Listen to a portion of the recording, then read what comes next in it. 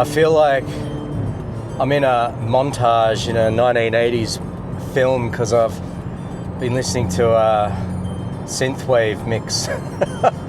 Like every song that could fit perfectly in the closing credits of Rocky or Blade Runner. Pretty funny. This is a weekend at Wayne's, Mr. Johnson, for the Canberra Vintage Computer Fair, which is an annual event they run, and it looks pretty cool. Lots of geeky goodness. Well, it's at least 2 degrees, I think. Yes. And we are on our way to the great, the mighty.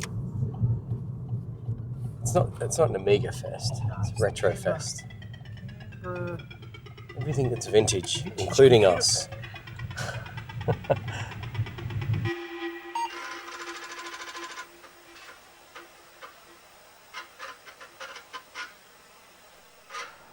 Canberra Vintage Computer Exhibition 2025.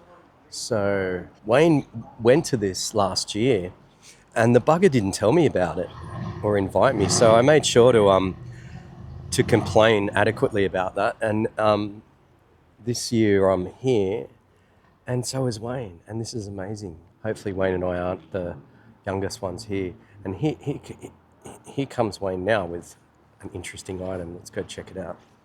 It's a donation item. HP LaserJet 5. I'm not sure this really counts as vintage, but anyway. So, table of donations. What caught my attention was this basic computing sitting next to an Epson Star.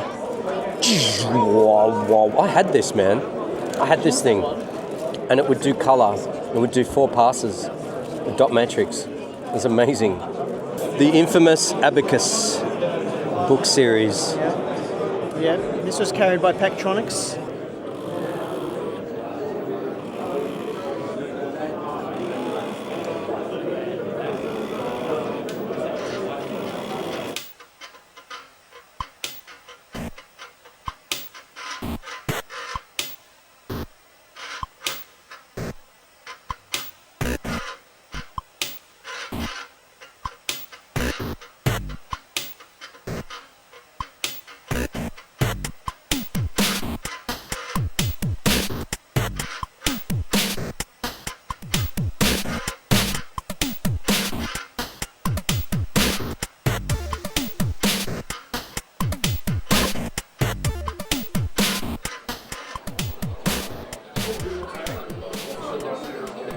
What have you found, Wayne? CD32. Yeah. Wow. Did you ever own one? No. Did they even sell these in Australia? Yeah, they did for a while, but there's a right at the end before Commodore closed. Wow. So this was one of their last-ditch efforts to try and get into the game. Be cool. This was the Amiga in a box. The graphics. Yeah. Look at that.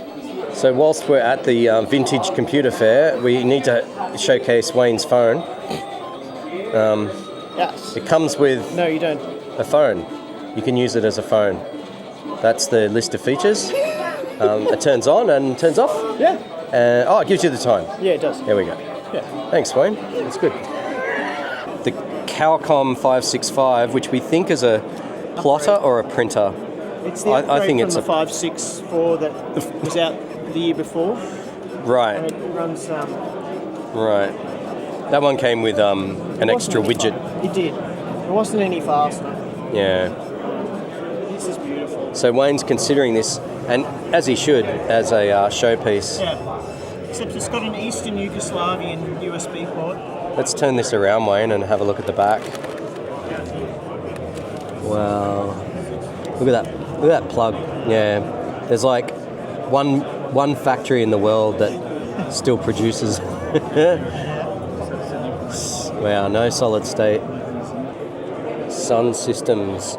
So I think that this was a PowerPC add-in board that gave you an Intel, an x86 in your Mac. Yeah. And you could so you didn't have to dual boot because it was running in parallel and you could hot switch it. Yeah. What a beast. It is a wafer thin. And Windows networking isn't very happy.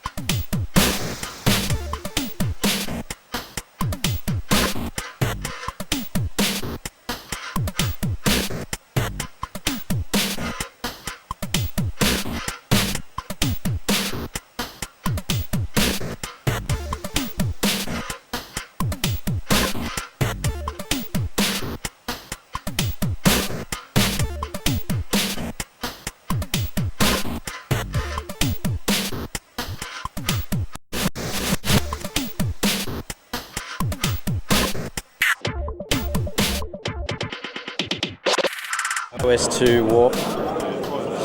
IBM's attempt to be cool never really took off, because these weren't marketed as like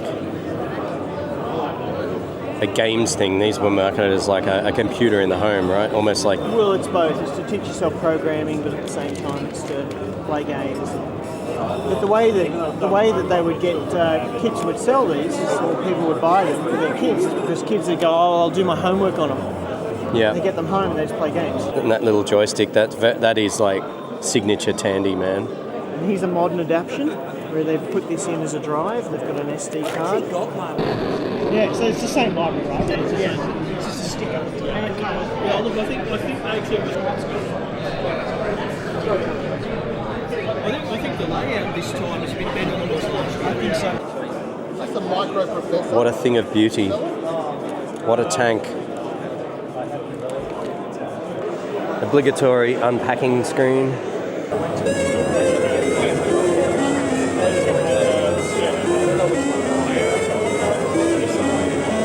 So this machine, it's one of those, right, a Phoenix board, which was released in 1991, and it was a whole board replacement for the Amiga 1000, right? And I've got that in there, and I've also got a Pi Storm, which is a Raspberry Pi with a little circuit board on it, and the whole thing replaces the 68,000, which makes it run at like 340 meg of memory. And it runs like a PC. That's fantastic. How much chip can you get out of it? Up to 1 meg. I've got 1 meg. Still a limitation. Yeah, that's limited by the Agnes. Yeah. So what it does is, you have the old Amigas had a thing called retargetable graphics. Yeah. So what it's doing is, if it's capable of targetable graphics, it'll put it over here. If it's not, it'll use the normal chipset, which on the Phoenix board is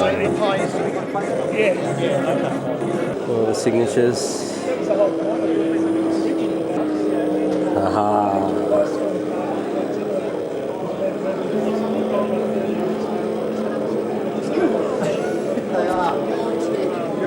Look at that beautiful thing.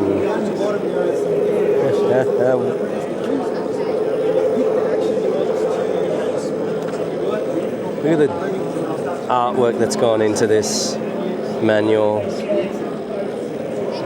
Phoenix Project, aptly named. Shuffle Puck Cafe. Man, this thing was amazing when it came out. It was like an air hockey thing. God, I've wasted some hours playing this thing. What if we go... Oh, no, if you let it time out? Hit escape, will it go back to the menu? No. It'll probably go back to workbench. Look at that joystick, man. You could throw that at a tank and it would destroy the tank. And the 2-button mice. These used to clog up with gunk, and the rollers would get like... Yeah, they had the XY rollers on them, and you had to always open them up and clean them. And these were $60. Yeah. I remember, because for so long I thought mine was broken until I learnt that trick that you just got to clean climb it. them up and clean them. It's a general, just good hygiene, right? It's like $60. Yeah. You're never going to be able to afford that. Like that's a life savings when you're that age, when you're 8. Wonderful machine. And it works. That must have been so pricey. Oh yeah, it was twice the price. I got mine from Pactronics. Electronics. It's a demo model. Wow. And how big was it? Same.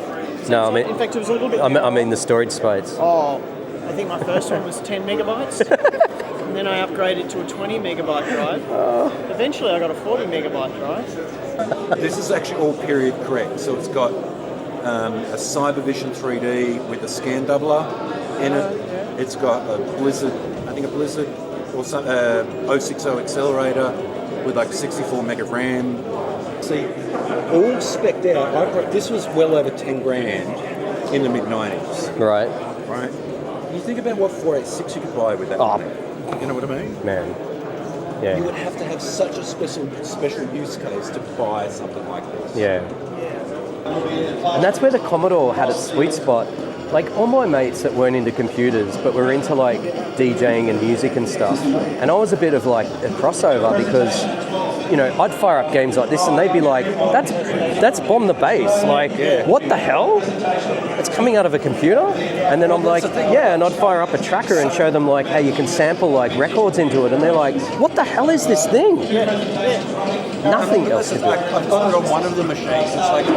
It's basically a demo of 2 Unlimited, one of their songs. It's just playing their song. Yeah. But I guess it was like the first time I ever watched a proper movie on a PC. Yeah. My PC can do that.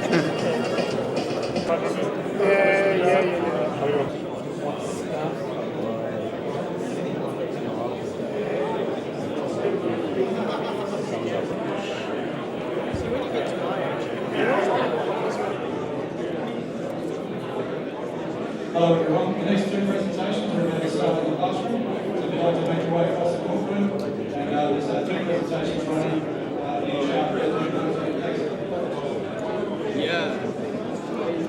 It's amazing seeing how.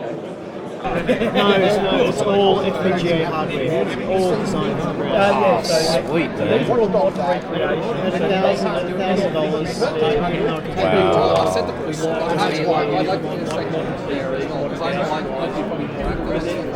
It's a very nice remake, isn't it? Very end, that's vintage from 1981. People don't know. And they can just go, I want to have. I only learnt the other day, my parents, God love them, took out a loan for my Commodore 64. Oh my god.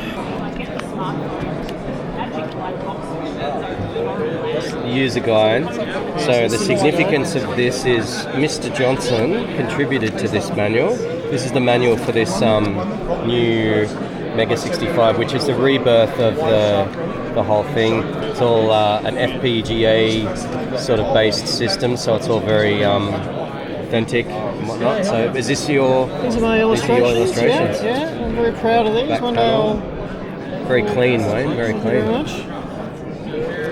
One day I'll actually purchase one of these for myself. Yeah. Yeah, Wayne and I are tossing up doing a timeshare, going halves in one. These things aren't cheap, but And it is in the original style of the yeah, Commodore 64. so true. So, They've got the right, like the gradient, the blue gradient. yeah, ring bounds. So I think there's and some of these as well, little bits of like that. Yeah. Yeah. Manuals back then were works of art, weren't they? Yeah. I found. Oh, there we go. Oh, there we are, Wayne Johnson. How fantastic, man! Well done. Thanks so much. No worries, mate. Thanks, man. Amy Cola. And one of the new features. Wow, these guys. I believe these were made in '77, and we had these in high school.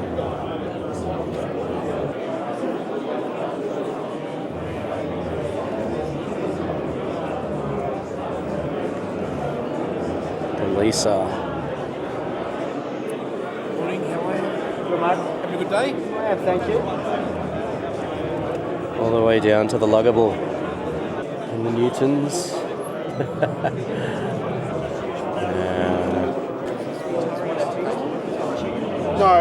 No. This one is the very last model, which is this one here. So $595 back in the late 80s. That would get you just the computer itself. So this graphics card was the second product from this company, Crememco. Yep. 64 by 64 pixels in 16 colours. Yeah. Or 128 by 128 in one colour. Yeah. But their first product was actually the world's first digital video camera. 32 by 32 pixels in 15 shades of grey. He said, no, I was in your shoes like 5 years ago because I did one of these things for myself, but I had spare parts.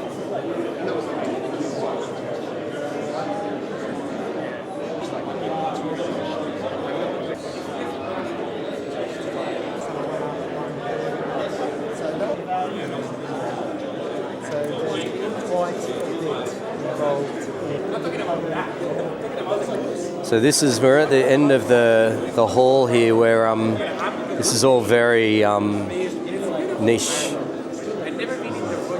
Microbyte assembler. It's a lot of like real sort of prototyping design boards. That one back there with like the Intel board was just so bizarre, so cool. No idea that these companies release this sort of stuff. We're in the McDonald's era of computing now, where everything's just dumbed down to a Happy Meal. Whereas back then it was just so like, it was about building and prototyping and creating and nothing, like there was no packages. The jukebox. Yeah. It's written by a guy who used to work for Philip Packard called Howard Arrington. So this is from 1981. He developed this thing called the 4-voice music system. Found some software for it on a disc that I was imaging, so I found these .mus files, and I emailed the guy I got the disc off, and I said, I don't suppose you actually have the circuit board that these music files work with, and he did. So he sent it to me, so I've made reproductions of it. Plugs into the parallel port, so it's just putting 6 bits of data into this. Yep. And it's getting converted into an analog voltage. Yep. It's multiplex, so it supports 4 different voices. In the advertising material for this, he says he's proud of the fact that it's got a walking bass line, so it's using, your treble staff and your bass staff, at the same time. Using the different voices, yeah. Yeah.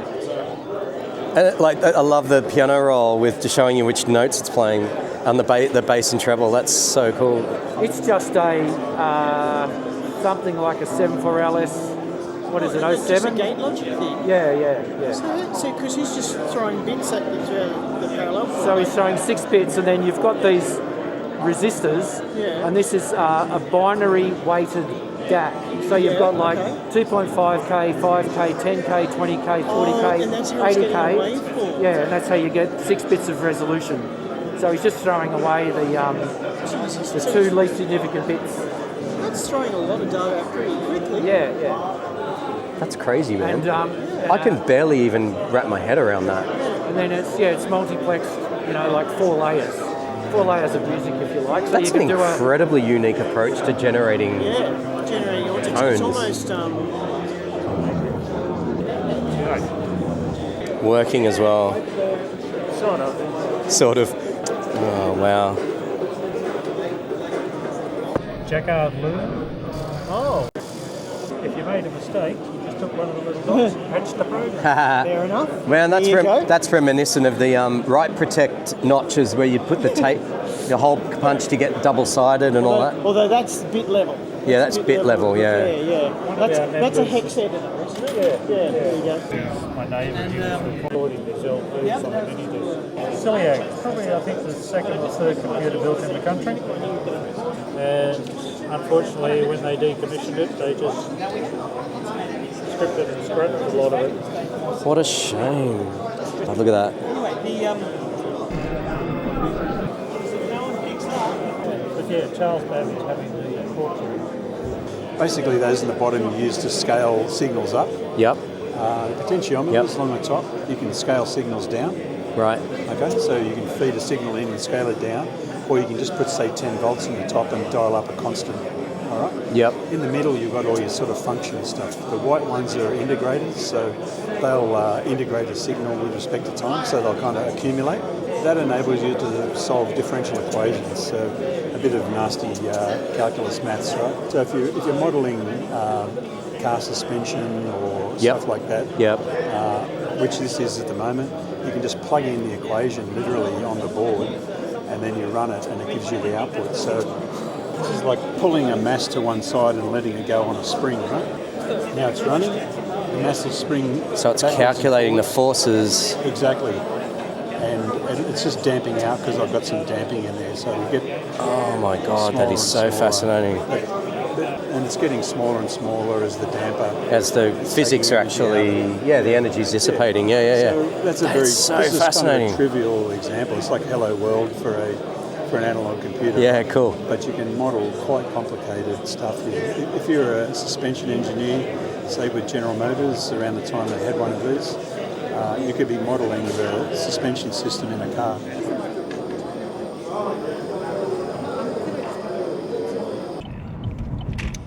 Well, Mr. Johnson. Yep. At the end of the battery. Yep. I think we just sign off on what has been a successful, tremendous, interesting, fascinating and fun experience. All 5 hours worth. I know, we've been here 5 hours. And as I just said, I could probably do another couple of laps of the room and find more stuff that I didn't see the first time. And we'll do it all again next year. And yes. I might even have some stuff there myself. Yes, Mr. Johnson has been tasked with appearing at the next gig. We met at one of these gigs, remember? We did. And you had a stall? No, you were a punter. No. My friend had a stall and I was just freeloading. Yep. And that's how Wayne and I met. So that's quite you were doing music on one of the Amigas with Octalizer, and I'm like, dude, that is great. And then traded numbers, and 40 years later, no, 35 years later. Yeah. Gosh, that's awesome. All right, well, that's it.